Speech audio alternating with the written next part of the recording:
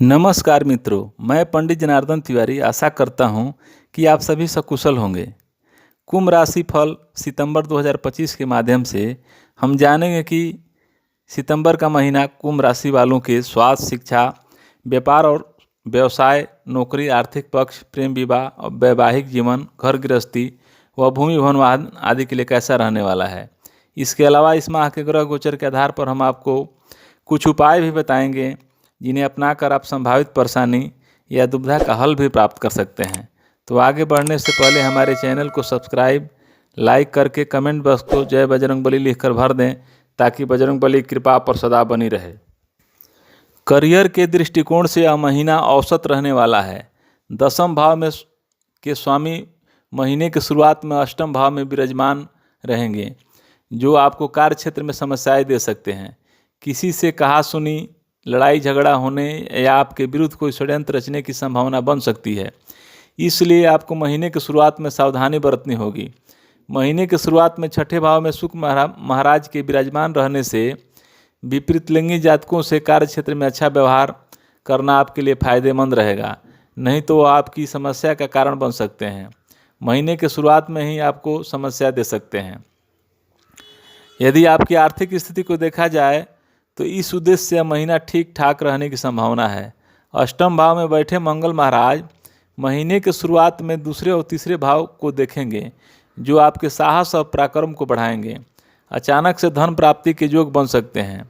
दूसरे भाव में शनि महाराज भी विराजमान रहेंगे, जो आपकी आर्थिक स्थिति को बेहतर बनाने में प्रयासरत रहेंगे और आपको रास्ता दिखाएंगे। आप अपने धन को किसी तरह से बचत योजनाओं में लगा सकते हैं और उस धन को अर्जित करके अच्छा बैंक बैलेंस स्थापित कर सकते हैं। यह महीना स्वास्थ्य के दृष्टिकोण से उतार चढ़ाव से भरा रह सकता है। महीने के शुरुआत में सूर्य, बुध और केतु एक साथ सप्तम भाव में विराजमान होंगे। राहु आपकी राशि में रहेंगे, शुक्र छठे भाव में रहेंगे, मंगल अष्टम भाव में रहेंगे। यह समय स्वास्थ्य समस्याओं को बढ़ाने वाला होगा। मंगल की स्थिति के कारण किसी प्रकार की दुर्घटना होने या शारीरिक चोट पहुंचाने की संभावना बन सकती है। इसलिए आपको अपने स्वास्थ्य की तरफ बहुत ध्यान देना होगा। किसी से वाहन मांग कर न चलाएं। कोशिश करें कि इस दौरान वाहन बहुत सावधानी से चलाएं, नहीं तो समस्या हो सकती है।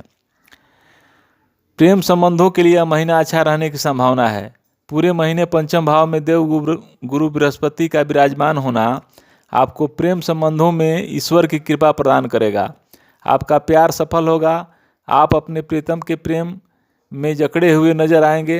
पंचम भाव में स्वामी बुध महाराज सूर्यदेव और केतु के साथ महीने की शुरुआत में सप्तम भाव में होंगे, जो आपको प्रेम विवाह के योग मजबूत करेंगे। इस दौरान प्रेमी प्रेमिका को लेकर आपका आत्मविश्वास बहुत ज़्यादा रहेगा।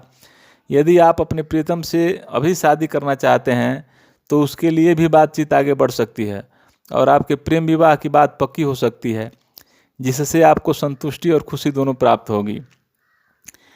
यह महीना परिवार के लिए ठीक ठाक रहने की संभावना है। पूरे भाव में दूसरे महीने शनि महाराज विराजमान रहेंगे।